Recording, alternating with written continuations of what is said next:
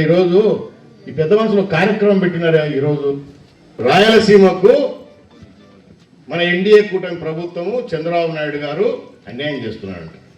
అన్యాయం చేసినాడు, ద్రోహం చేసినాడు, దగా చేసినాడు. ఎవరు? చంద్రబాబు నాయుడు అని పోయినారు. నేను ఒకటి అడుగుతాను మిమ్మల్ని, రేపు వాళ్ళు మళ్ళీ వస్తారులే సాయంత్రానికి, వాళ్ళని అడగండి.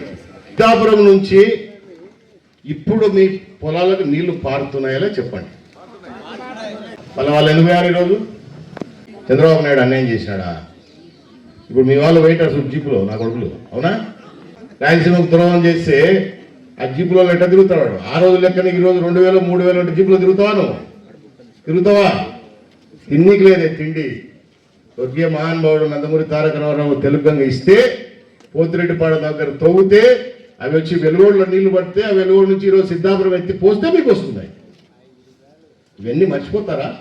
ఈరోజు ఒక సామాన్య చిన్న కుటుంబము, ఒక ఎకరా భూమి ఉన్నాడు కూడా ఈరోజు లక్షాధికారి ఎట్లయినారు? 2 కార్లకు నీళ్లు వండి పారిస్తున్నాం. మీ పొలాలకు రస్తాలు ఏమి ఇచ్చినాం? నీళ్ళు ఇచ్చినాం, పొలాలకు రస్తాలు వేసినాం, విలువలు పెరిగా. ఏంటి మేము చేయండి చెప్పండి. ఏం తక్కువైందని నేను రాయలసీమకు ద్రోహం చేసామని పోతారు. ఈరోజు మీటింగ్ పెట్టుకున్నారు దళితులు. అసలు నీ నియోజకవర్గాన్ని నేను అడుగుతాను రోజు. ఇదే చక్రపాణి రేపు ఊర్లోకి వస్తే అడుగు, మీ ఊర్లో ఏం చేశాడు అడగండి. 5 సంవత్సరాలు మీరు వాళ్ళకి అవకాశం ఇస్తే ఏం చేశాడు నియోజకవర్గాన్ని చెప్పండి. ఏం చేశారు? మనం వీళ్ళు రాయలసీమకు అన్యాయం జరిగిపోయిందని పోతారు అడిగి. మీరేం చేసినారు? మీకు అవకాశం ఇచ్చినప్పుడు, ప్రజలు మాకు అవకాశం ఇచ్చినప్పుడు సిద్ధాపురం పూర్తి చేసి 23,000 ఎకరాలకు నీళ్లు మారాలా? ఆ రోజు మనం ఓపెన్ చేసినప్పుడు చంద్రబాబు నాయుడు గారు వచ్చి ఓపెన్ చేసినాడు, మనకు అంకితం ఇచ్చినాడు. ఆ రోజే నేను ఇవన్నీ శాంక్షన్ చేయించుకున్నా. అంటే డిస్ట్రిబ్యూటర్ సిస్టమ్ కానీ పిల్ల కాలువలు కానీ తయారు చేయాలి. మీరేమో ముద్దులు పెట్టేసరికి కోట్ల రూపాయలు ఖర్చు పెట్టి మేము డబ్బులు తెచ్చి కష్టపడి సంవత్సరం 2 నెలల్లోనే దాన్ని పూర్తి చేసి మీ పంటలు నీళ్లు పారిచ్చి మీ పంటలు పండించి తెల్లారుదాము నేను 5 గంటలకు వచ్చి కాలువలో మరి తిరిగి మీకు నీళ్లు వారిస్తే మీ నెత్తి మీద ముద్దు పెడితే ఓట్లు తీసుకుని అవతలేస్తాను. సిద్ధాపురం కట్టంతా అడవి లెక్క తయారైపోయింది. అది చూస్తే నా కళ్ళల్లో నీళ్ళు వస్తుండే. ఎంత కష్టపడి ఇష్టపడి దాన్ని తయారు చేసుకున్నాం. మా రైతులకు సంతోషంగా ఉండాలి. ఆ దరిద్రం వాళ్ళ పాలనలో గ్రీసుకు డబ్బులు ఇవ్వలేదు. ఇప్పుడు పోయి రాయలసీమకు అన్యాయం జరుగుతుంది. పాపం పెద్ద మీటింగ్ పెట్టుకున్నారు ఈ మహానుభావులు.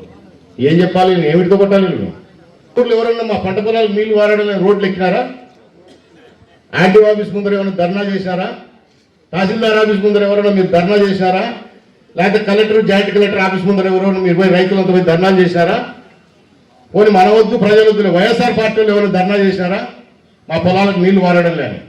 మనకు రాయలసీమకు మన ప్రాంతానికి ఏమన్నా జరుగుతుంది? ఈరోజు ఖరీఫ్ అయిపోయింది, రబీ మొదలైంది, మీరు పంటలు వేసుకున్నారు. బ్రహ్మాండంగా మీ పంట అయిపోయిన వరకు నీళ్ళు ఇస్తాం. అన్ని ట్యాంకులు ఫుల్ పెట్టాం. ఎన్ని మంచి పనులు చేస్తామంటే దరిద్రపు నాయకులు మళ్ళీ మాయమాటలు, మోసపు మాటలు. రాయలసీమకు అన్యాయం జరిగిపోతుంది, రాయలసీమకు అన్యాయం జరిగిపోతుంది, రాయలసీమకు అన్యాయం జరిగిపోతుంది. రోజు చెప్తుంటే ఏమైనా జరుగుతుందేమో మీరు కూడా ఆలోచన చేసే పరిస్థితికి వస్తారు. నోరు తెరిసే అబద్ధం నిర్భయంగా చెప్తుంటారు. ఇటువంటి దరిద్రులకి మీరు మళ్ళీ అవకాశం ఇస్తే పోతారు.